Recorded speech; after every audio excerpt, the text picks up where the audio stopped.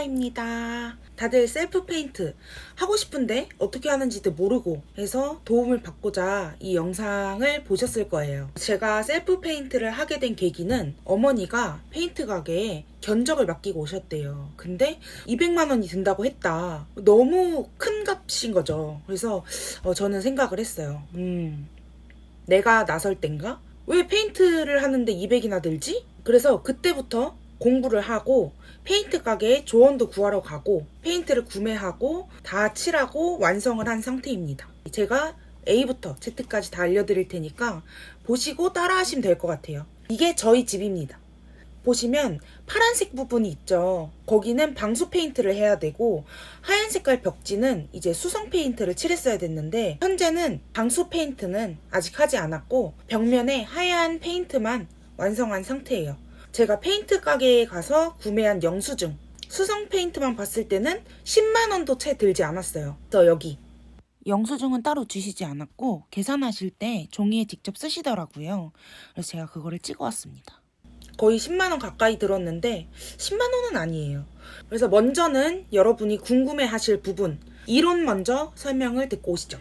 보시면 벽 긁기 그 전에 칠해놨던 페인트가 다 들뜨고 일어나 있잖아요.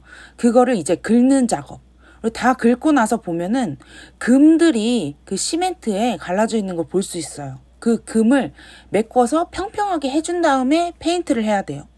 페인트는 왼쪽에 보이는 수성 페인트, 오른쪽에 보이는 유성 페인트가 있는데 수성은 그냥 벽에다 갖다 바르면 되는 거고 유성 페인트는 하도, 중도, 상도 이렇게 세 가지 단계가 있어요. 그래서 유성 페인트가 방수가 되는 페인트고 이제 다음으로 넘어가 볼게요. 간단히 어떤 과정인지 설명을 해드릴게요. 벽 긁기는 아까 말씀드린 것처럼 들뜬 페인트를 제거를 하는 거고 금을 메우는 거는 그 시멘트가 오래되면은 이렇게 금이 생겨서 벌어지기도 하거든요. 그거를 메꾸고 평평하게 만들어주고 수성 페인트 같은 경우에는 시멘트나 아니면 콘크리트 벽지에 바르는 페인트를 수성 페인트라 그래요. 이거를 살 때는 꼭 외부에 쓰는 건지 내부에 쓰는 건지 알고 구매를 하셔야 되고 그리고 유성 페인트는 방수 페인트를 대부분 유성 페인트라고 하거든요. 이거는 종류가 되게 다양해요. 에나멜, 라카, 우레탄 등등이 있는데 이건 우리가 전문가는 아니니까 거기까지 알 필요는 없고 유성 페인트 안에는 하도, 중도, 상도 이렇게 세 가지가 있어요.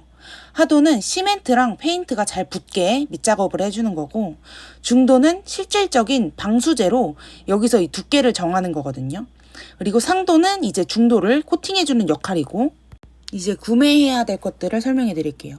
벽 긁기 단계에서는 헤라라고 그 날카로운 쇠가 있어요. 그거를 손으로 직접 긁을 땐 헤라가 필요하고 보통 전문가들은 쇠 브러쉬를 사거든요. 이게 있으면 좋아요. 더 편해요. 그리고 금 메우는 데에는 이제 보통 실리콘, 얇은 금이 갔을 때는 실리콘, 그리고 바데는 금을 메우는 콘크리트 그런 일종인데 바데를 저는 사용을 했어요. 그리고 그거를 바르고 벽이랑 평평하게 해줄 수 있는 주걱. 저는 바데를 추천합니다. 그리고 수성 페인트 같은 경우에는 그거를 묻혀서 바를 롤러, 그리고 섬세한 곳을 바를 때는 붓이 필요해요. 그리고 바닥에 떨어지지 않게 하려면 테이프가 필요하고 이제 물이라고 적혀 있는데 그 물은 수성 페인트를 희석해서 바를 때 필요한 물이에요. 그리고 유성 페인트는 각자 그 세 단계가 있는데 각각 사용해야 할 롤러 그리고 섬세하게 할 수 있는 붓 그리고 테이프들 그리고 신나라고 적혀져 있는데 그거는 유성 페인트가 녹는 희석제예요. 그 신나를 써야 하고 마지막 상도에는 경화제가 필요합니다. 추가적으로 이거를 전부 다 하기 위해서 목장갑 그리고 하다 보면 옷에 엄청 많이 묻거든요. 그래서 처음부터 버리는 옷이 필요해요. 이제 소요 시간과 횟수에 대해서 설명을 해드릴게요. 벽 긁는 거 저는 6시간 정도 걸렸고 금 메우는 건 한 2-3시간밖에 안 걸렸어요. 근데 수성 페인트를 바르고 마르는 시간이 2시간에서 3시간 정도 걸리고 유성 페인트, 하도 같은 경우에는 대부분 2-3시간 한 번만 바르면 돼요. 중도는 말릴 때 24시간이 걸려요. 2회를 바르면 되고 근데 중도에는 1액형이랑 2액형이 있거든요. 2액형은 1액형보다 더 끈적하고 1회만 바르면 돼요. 그거는 전문가들이 사용하는 거고 1액형이 이제 초보들, 저희 같은 사람들이 사용하는 건데 더 묽고 그래서 2회에서 3회 정도 바르는 거거든요. 그렇게 하고 상도는 마지막으로 한번 바르고 24시간 정도 말려주면 됩니다. 아까 까먹었는데 수성 페인트는 바르고 나면은 얼룩이 있어서 2에서 3회는 발라줘야 그 균일한 색깔을 낼 수 있거든요. 수성 페인트는 그렇게 발라줍니다. 이론을 잘 듣고 오셨나요? 제가 이 방법으로 페인트를 성공을 했고 여러분도 할 수 있을 만큼 정리를 해놨죠.